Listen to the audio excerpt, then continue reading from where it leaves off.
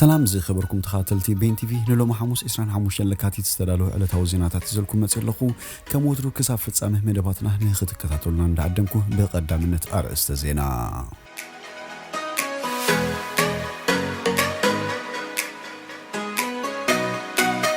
أهجروا معك الجنزب إن إثيوبيا زاتو هنا يكلتنت بتشعت بليون دولار مبصح زترف كفالو كبن تخونو متعرّي بوليس خجبر حاتيتو أما كلاي بحري بزقات أما حدقه مقلبات جلبه لعلي 4 سدتنياتات مويتوم أب إثيوبيا زلو كونتات بقلطف كفت حنت زي كيلو أب عالم زعبي هنا سدتنياتات وحزك كفتر كم زخيل فليلوخ حبرة أوروبا قليتو أستراليا جوجل فيسبوك هنا زينا كخفلو زجدد حقي أصدقاء مشطة بإلكتريك زسرحة مكاين تشاينا نتيسلا بليتو أب جرمن زنبر أبال هاجرو دحنتن ستتان سوريا زنبر حتى تعوبة أب هاجرو بزفتو مجبن عنصر 7 الليلي 4 عامتات كأسر كم استفردن قال انزد هس الزيناتات حيزلكم متسلخو سناينا يمكتال جزين لا تمنخو أبزا channel دمه هنا يوترو تخطاتلت نختكونو سبسكرايب كتجبرو بخبري عدمكم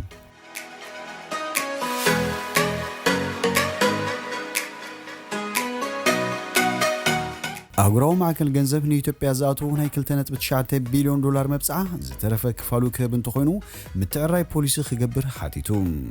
أهجروا معك الجنزب إن منجست إثيوبيا كاب كلتشان 10 تشعتنات حيزو ببوانو خلقعو كاب زوسنو كلتنت بتشعت بليون دولار نتز ترف خسجاجرولون تخونو مزلو كونتات الزخيد ناي بوليسي متعرّي خجبر حاتيتوم أب إثيوبيا بسنكي لبدا كورونا فيروس تفتيرو زلو وشتاوي تصتتاو غداياتن استرف لك احنا مسجار داغم مصنعتي مدبات مكير كم زدلي حنتي كاب حلفتي نايتي اهغراوي فينانساو تكال سونالي جان شاندرا ابراهام نسابت وساخي بفلاي تصتتاو كونتات إثيوبيا اب سواوي داغم هنصن زتكوره طلبات سلازعبيو ناي بوليسي مستخالن دغف اهغراوي محبرسبن كم زدلي اسميراتلوم حدا كاب مولتي قندي علقحتن إثيوبيا زغونه اهغراو معكن گنزب ابز حلفه خلتقنه مس منግስት ኢትዮጵያ ከካይድ ዝጸነህ ተደጋጋሚ ዝርብ ኣብዚ ዝቀረበ ቅድመ ኩነት ኣብ ምርዳእ ከም ዝበጽሕዩ ኣመልኪቱም ኢትዮጵያ ኣብዚ 3 ዓመት ካብ ዝተኣተወላ ናይ 3 ቢልዮን ዶላር መብጽዓ ክንደይ ካብኡ ተቀቢላቱ ኣላ ክንደይ ከተሪፉ ኣሉ ኣይተጠቃሰን ኣህጉሮ ማዕከን ገንዘብ ኣብ ኢትዮጵያ ተፈጢሩ ዘሎ ህዝብሉ ጸጥታው ኩነታት ብዝርዝር ኳንተ ዘይነጽረ ኣብ ክልል ትግራይ ዝካየድ ዘሎ ኩናትን ኣብ ካልኦት ክልላት ድማ ጸጽንሑ ዝነቱ ዘሎ ናይ ብሄር ግጭታት ምዃኑ ዝተፈላልየ ወሃብቲ ርእይቶ ይሰማምዑ ብፍላይ ኣብ ትግራይ ተወልዩ ዘሎ ኩናትን መንግስቲ ኢትዮጵያ ሰብኣዊ ሓገዝ ከይኣቱ ምዕጋቱን ካብ ኣህጉራዊ ማሕበረሰብ ተቃውሞታት ይዘንቦ ከም ዘሎ ዝፍለጥ ኮይኑ መንግስቲ ጀርመን እውን ንኢትዮጵያ ክቦ ካብ ዝመደበ 400 ሚሊዮን ዩሮ ልምዓታዊ ሓገዝ ከደስክሉ ከም ዝኽእል ተሰማሚዑሎም ኢትዮጵያ ኣብ ዝክልተ ዓመታት ብዛዕረገ ናይ ብሄር ግጭታትን ኣብ ትግራይ ዝካየድ ዘሎ ኩናትን ተደማሚሩ ኣብ ዝመጽእ ዓመት ንኣፍሪካ ብዘይጥመት ሃገራት ገይርዋ ምህላው እዩ ዝቃላዕ በሰምኩ ድማ እዛን ኣብ ክልተ ዲጂት ዕቤት ቁጠባ ክትመጣጠር ጽንሐት ኢትዮጵያ ኣብዚ ዓመት ካብ 200 ክሓልፍ ከም ዘይክእል ተገሚቱሎ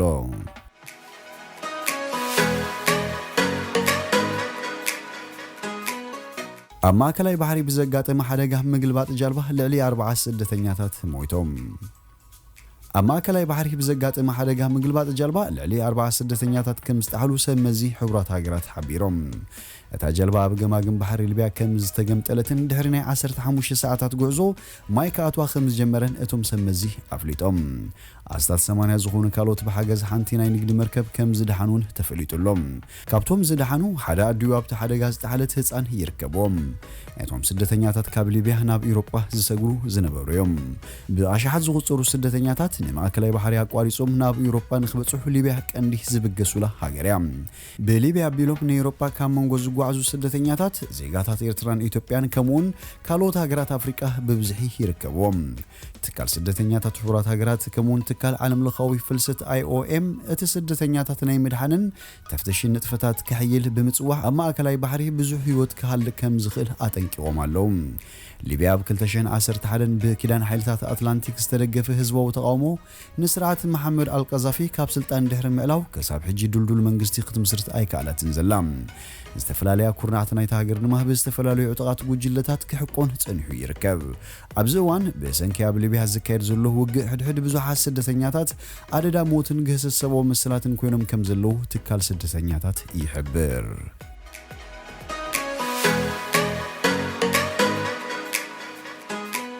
ኣብ ኢትዮጵያ ዘሎ ኩነታት ብቁልጡፍ ክፍታሕ እንተዘይክኢሉ ኣብ ዓለምና ተዛዕበየ ስደተኛታት ወሓዚ ክፈጥር ከም ዝኽእል ፍሉይ ልኡኽ ሕብረት ኤውሮጳ ኣፍሊጡ ኣብ ኢትዮጵያ ዘሎ ኩነታት ቁልጡፍ ፍታሕ ክረክብ እንተዘይክኢሉ ኣብ ዓለም ሓደ ካብ ዓበይቲ ጠንቂ ወሓዚ ስደት ክኸውን ከም ዝኽእል ኣብታ ሃገር ናይ ገማግም ዑደት ዘካየደ ሚኒስትሪ ጉዳያት ወፃኢን ፊንላንድ ፍሉይ ልኡኽ ሕብረት ኤውሮጳን ፔካ ሃቪስቶ ገሊጹ ንሱ ድሕርቲ ካብ 7 ክሳብ 10 ለካቲት ኣብ ኢትዮጵያ ዘካየደ ዑደት ብ23 ለካቲት ንቤት ምኽሪ ሚኒስትሪ ሕብረት ኤውሮጳ ኣብ ዘቕረቦ ጸብጻብ እዚ ሕጂ ዘሎ ኩነታት መጀመርያ ናይቲ ብሕጂ ዝስዕብ ናይ ስደተኛታት ቅልውላው ክብል ገሊጹ ሕብረት ኤውሮጳን ኣህጉራዊ ማሕበረሰብ ዓለምን ቁልጡፍ ግብረ መልሲ እንተዘይሂቡሉ ናይ ኢትዮጵያ ኩነታት ካብ ቁፅር ወፃኢ ክኸውን ከም ዝኽእል ዝኣመተት ሚኒስተር ኣብ ትግራይ ዝተወልዐ ኩናት ልዕሊ 3 ወርሒ ኣውፂሩ እኳ እንተሎ ዝውዳእ ከም ዘይመስል ኣስሚሩሉ ኣብ ትግራይ ብሰራዊት ኤርትራውን ከይተረፈ ጾታዊ ዓመፅን ካልእ ዘሰንብድ ግፍታትን ተፈጺሙ ዝበለ ፍሉይ ልኡኽ ሕብረት ኤውሮጳ መንግስቲ ኢትዮጵያ ካሓቦዚ ይጸር ምህላው ኣተሓሳሲቡ መንግስቲ ኢትዮጵያ እንታይ ይኸውን ከም ዘሎ ብግቡእ ዝተረድእ ኣይመስልን ብምባል ድማ እቲ ብቐዳማይ ሚኒስተር አብይ ኣሕመድ ዝምራሕ መንግስቲ ኣትዩ ካብ ዘሎ ኩነታት ንምውፃእ ይኹን ንምርግጋእ ብቕዓትን ዓቕምን ከም ዘይብሉ ኣንፊቱ ፔካ ሃቪስቶ ኣብ መወዳእታ 6 ሚልዮን ብዝሒ ህዝቢ ኣብ ዘለዋ ትግራይ እቲ ፍርቂ ተጸባይ ህጹጽ ናይ መግቢ ረድኤት ኮይኑ ከም ዘሎ ብምዝኻር መንግስቲ ኢትዮጵያ ትካላት ረድኤት ናብቲ ከባቢ ክኣትዋ ክፍቀድ ተማሕጺኑ ኣብ ርእሲ እዚ ኣብ ትግራይ ተፈጺሙ ብዛዕባ ዝበሃል ክሳብ ኣብ ዓሌት ዘተኮረ ጎነፅን ጾታዊ ዓመፅን ዘጠቓለለ ገብናት ኣንጻር ሰብኣውነት ተፈጺሙ ከይከውን ብናጻ ኣካል ክጻረ ተላብዩ ንሱ ኣብ ትግራይ ኣብ ዝርከብ ሓያሎ ከባቢታት ንምብጻሕ መደብ እኳ እንተነበሮ መንግስቲ ኢትዮጵያ ከም ዘይፈቐደሉ እዩ ጠቒሱ 110 ሚልዮን ህዝቢ ዘለዋ ኢትዮጵያ ብዘይካቲ ኣብ ትግራይ ዝካየድ ዘሎ ኩናት ኣብ ካልኦት ክልላት ብዝካየድ ዘሎ ናይ ብሄር ግጭታቱን ኣሽሓት ሰባት ካብ መነባብሮኦም ተመዛቢሎም ናብ ጎረባብቲ ሃገራት ይስደዱ ከም ዘለዉ ጠቒሱ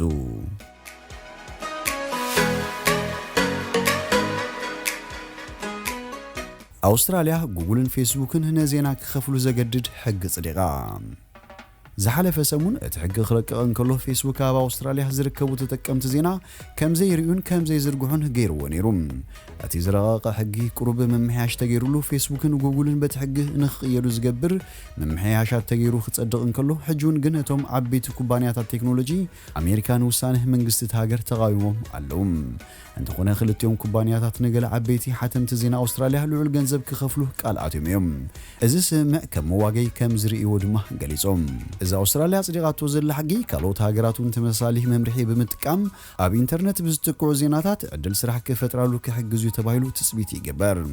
እንተኾነ ፌስቡክን ጉግልን ኢንተርኔት ከመይ ከም ዝሰርሕ መሰረታዊ ናይ ርድኢት ጸገም ኣሎ ይብሉ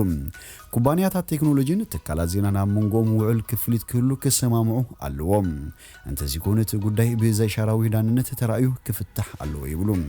ብተወሳኺ እቶም ኩባንያታት ቴክኖሎጂ ናይ ኣልጎሪዝም ለውጢ ክገብሩ እንከለዉ ነቶም ሓተምቲ ዜና ከፍልጥዎም እቲ ሕጊ የገድድ ይኹን እምበር እዚ ዝተመሓየሸ ሕጊ መንግስቲ እቶም መተግበሪታት ንጋዜጠኛታት ዘለዎም ኣበርክቶ ኣብ ግምት ከእቱ የገድዶም እዚ ማለት ፌስቡክን ጉግልን እቲ ናይ ሽምግልና መስርሕ ሙሉእ ንሙሉእ ክሰግርዎ ይኽእሉ እዮም ብተወሳኺ መንግስቲ ነቲ ሕጊ ተጠቂሙ ነቶም ኩባንያታት ቴክኖሎጂ ክሓትም እንተኾይኑ ቅድሚ ሓደ ወርሒ ከፍልጦም ኣለዎ ፌስቡክን ጉግልን ግን ሰባት ብቐሊሉ ዜና ክረኽቡ ኢና ንሕግዝ ብምባል መንግስቲ ኣውስትራልያ ነቲ ሕጊ ከመሓይሾ ሓቲቶም ኣብ ዝሓለፈ ሰሉስ ፌስቡክ ኣብ ኣውስትራልያ ዝርከቡ ተጠቀምቲ ዜና ከይርዩን ከይጥቅዑን ዘሕልፎ ስጉምቲ ክከላኸላ ከም ዝኽእላ እኳ እንተገለጻ ክሳብ ሕጂ ግን ድሕረ ገጽ ዜና ኣውስትራልያ ኣይሰርሐን ብኻልእ ወገን ምስ ሲቪን ዌስት ሚድያ ሓደ ስምዕ ክገብር እንከሎ ምስ ካልኦት ጉጅለታት ዜና ኣውስትራልያውን ኣብ ዝርብ ይርከብ ክልቲኦም ኩባንያታት ኣብ ዝቕጽል 3 ዓመታት ብደረጃ ዓለም ኣብ ኢንዱስትሪ ዜና ዓለም ነፍሲ ወከፍ $1 ቢልዮን ሰሊዖም ይርከቡ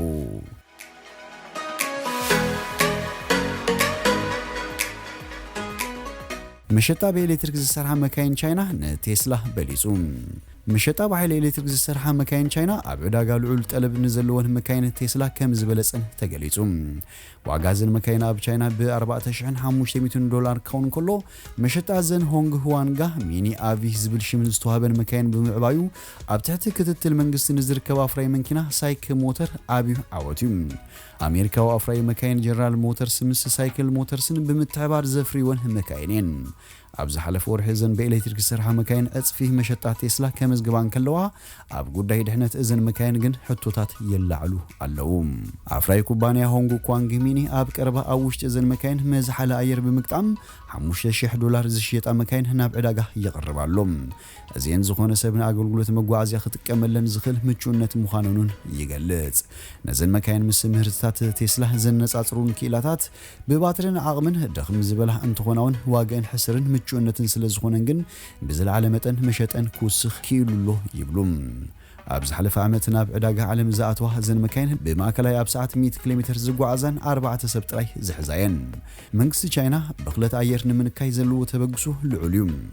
ኣብ ዓለሙን ምህዞን ሳይንስን ብምጥቃም ዝተሰርሑ ብኤሌክትሪክ ዝሰርሑ መካይን ብምልላይ ቀዳምነት ክሕስ ድሌት ኣለዎ ይብል ዳይሬክተር ምርምር ዕዳጋታት ቻይና ሻውን ሬን እዘን መካይን ብብዝሒ ንምልላይ መንግስቲ ቻይና ሰሌዳ ቁጽሪ ብናጻ ይዕድል ኣሎም ኣብ ዝተፈላለዩ ከተማታት ብነዳዲ ዝሰርሓ መካይን ቁጽሪ ሰሌዳ ንምርካብ ኣዋርሕ ከምኡውን ዓመታት ከም ዝወስደለን ይዝረብ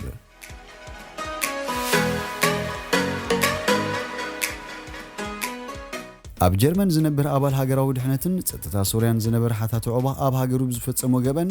አንጻር ሰብኣውነት ልዕሊ 4 ዓመታት ክእሰር ተፈሪዱ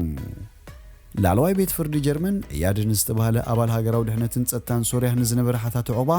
ኣብ ሃገሩ ዝፈጸሞ ገበናት አንጻር ሰብኣውነት ን4 ዓመትን መንፈቕን ክእሰር ፈሪድዎ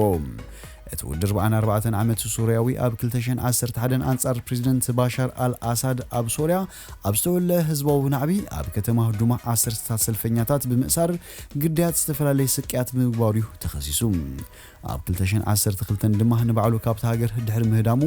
ኣብ ቱርክን ግሪክን ድሕሪ ምጽናሕ ኣብ 2018 ናብ ጀርመን ብምእታው ዕቁባ ሓቲቱ እንተኾነ ኣብ ጀርመን እዚ ኣባል ሃገራዊ ድሕነትን ጸጥታን ነበር ብዙሕ ስቅያትን ግፍዕታትን ዝወረዶም ሶርያውያን ስደተኛታት ስለዘላለዮ ናብ ፖሊስ ጀርመን ጥርዓን ኣቕሪቦም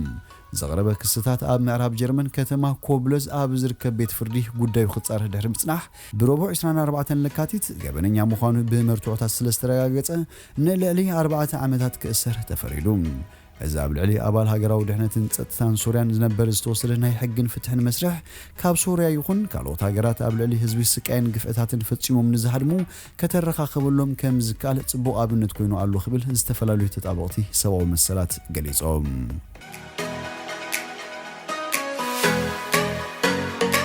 ዝኸበርኩም ተኸታተልቲ ቤን ቲቪ ሎሚ ዝብልናዮ መሰናዶና ኣብዚ ወዲና ኣለና ምሳና ስለ ዝጸናሕኩም ብልቢ ነመስግን ሰናይ ንዓኹም